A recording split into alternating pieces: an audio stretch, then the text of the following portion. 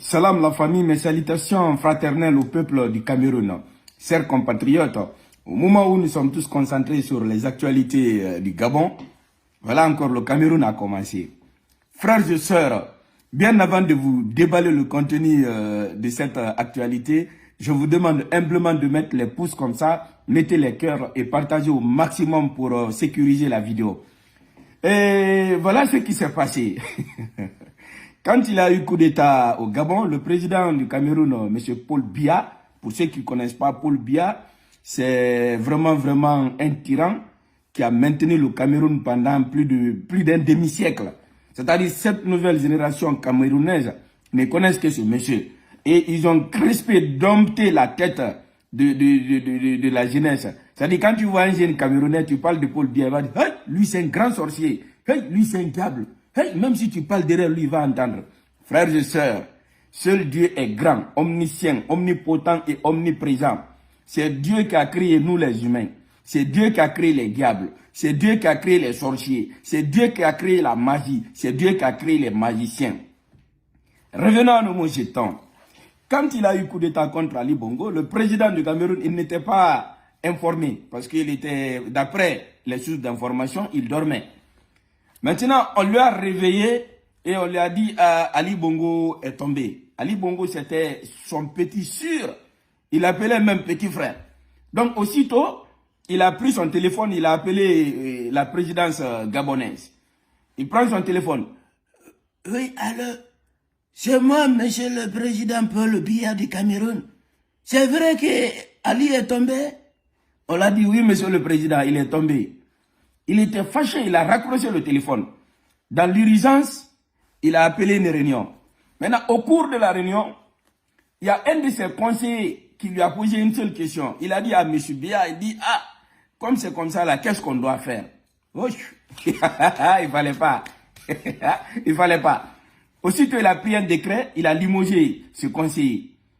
Et les termes qu'il a employés avant de limoger le monsieur, il dit, écoutez, ici c'est pas le Gabon, nous sommes au Cameroun, on me craint, personne ne peut oser se rebeller contre moi, ni l'armée. D'ailleurs, à travers ce que tu viens de dire, je vais essayer de prendre les décrets pour restructurer l'armée. Le monsieur, aussitôt, parce qu'il y a quelque chose qui s'est passé, mais seulement le côté qu'on nous a expliqué, nous allons rester focalisés sur ça. Mais le monsieur, dans l'immédiat, a pris les décrets, il a restructuré l'armée, il a changé tous les chefs autour de lui là-bas. Est-ce que vous voyez un peu? C'est-à-dire, Dieu est grand. C'est-à-dire, on dit un homme averti en vaut deux. C'est-à-dire, lui, il a vu coup d'État contre Alpha Condé en Guinée. Il a vu coup d'État au Mali.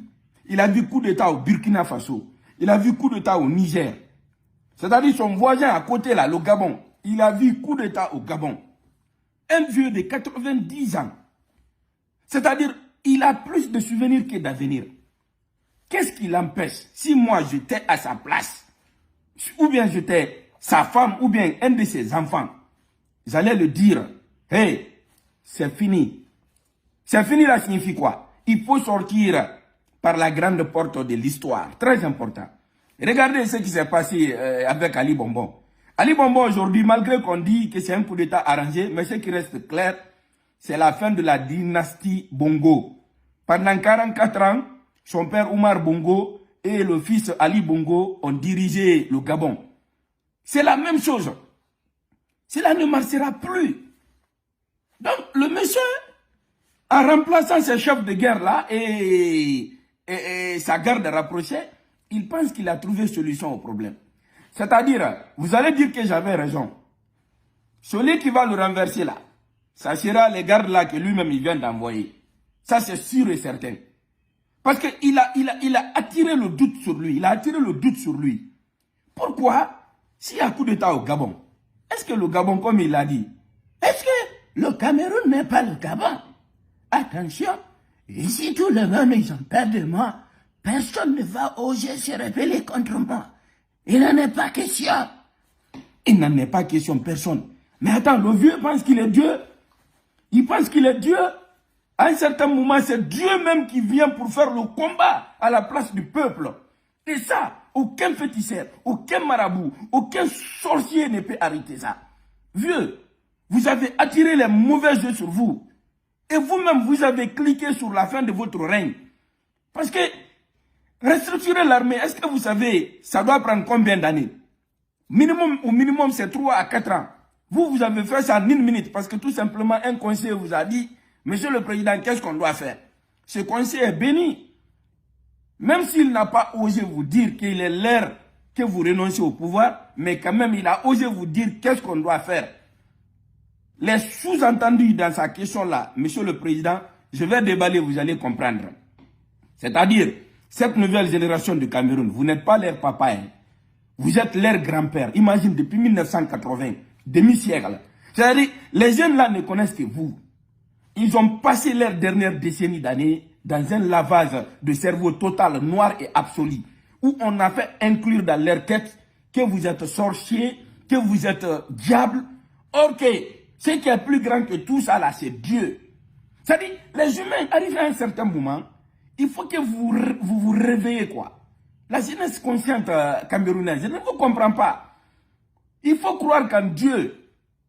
Et regardez un peu ce qui se passe. L'homme, si l'homme était le maître de sa propre destinée, est-ce que l'homme pouvait vieillir comme lui? S'il était sorcier, demandez-lui pourquoi il vieillit. Demandez-lui pourquoi il tombe malade. Parce que sa manière de parler là, s'il était maître de lui-même, il n'allait pas accepter que sa voix la parle. Mais quand tu le vois parler, on dirait une radio qui est gâtée il y a plus de 10 000 ans. Cher Camerounais et Camerounaises, Monsieur le Président de la Russie, je suis un peu le président du Cameroun. Mais quand même, trop c'est trop. Donc c'est une manière pour moi de vous dire, cette chose qui est en train de venir, et il ne peut pas d'ailleurs anticiper, parce que l'armée, les différents chefs qu'il a levés, mais il faut le reconnaître, et aussi ils ont leurs éléments un peu partout. Ils vont faire des réunions tout de suite. Mais le vieux, les coups d'État maintenant, c'est civilisé. C'est civilisé, on ne fait pas du mal au président comme ce qu'ils ont fait au président de la Guinée-Bissau. Vous avez vu comment le monsieur a été découpé. Mais maintenant, les coups d'État sont civilisés. Bongo se trouve dans une résidence surveillée. Alpha Condé aussi la même chose. Et tous les autres présidents. Regardez Bazoum. Il est à l'aise dans une maison climatisée. Si le Nigeria n'avait pas coupé le courant, le monsieur passait la nuit dans une maison climatisée. Donc, ce qui va se passer, ils vont prendre le vieux papa, c'est notre grand-père, on le met dans une maison de surveillance. Comment une résidence surveillée. Et puis c'est fini, c'est la fin. C'est-à-dire, Dieu même est en train de lui dire c'est la fin, il faut quitter, il faut quitter. Au lieu de comprendre le message de Dieu, lui il voit que c'est maître. C'est-à-dire le maître et l'esclave, ça c'est une longue histoire. C'est-à-dire, aucun d'entre eux ne veut se déchaîner de la France-Afrique. Pour eux, c'est une continuité. Et nous sommes dans le 21e siècle. Le monde est devenu village planétaire. Si on était fort en magie noire, en sorcellerie, là, on allait développer l'Afrique. Je sais, on a nos valeurs, mais on l'utilise pour faire du mal. Tandis que les autres, regardez, même le simple téléphone qu'on utilise comme ça pour faire les vidéos, l'Internet, tout ça là, c'est de la magie. Tout ça là, c'est de la haute technologie. Qui parle de la haute technologie parle de l'intelligence, qui parle de l'intelligence, parle, comprenez ce que je veux dire quoi. Vous voyez, les autres utilisent pour développer leur pays et nous utilisons pour maintenir notre pays dans la plus grande fausseté. Voilà, peuple du Cameroun, nous sommes de cœur avec vous. Monsieur Paul Biya, je vous demande vraiment de démissionner pour ne pas que ça soit comme le cas d'Ali Bongo. Vive la fraternité, vive le peuple du Cameroun. Ensemble pour une Afrique unie et prospère sans violence. Wassalamu alaikum.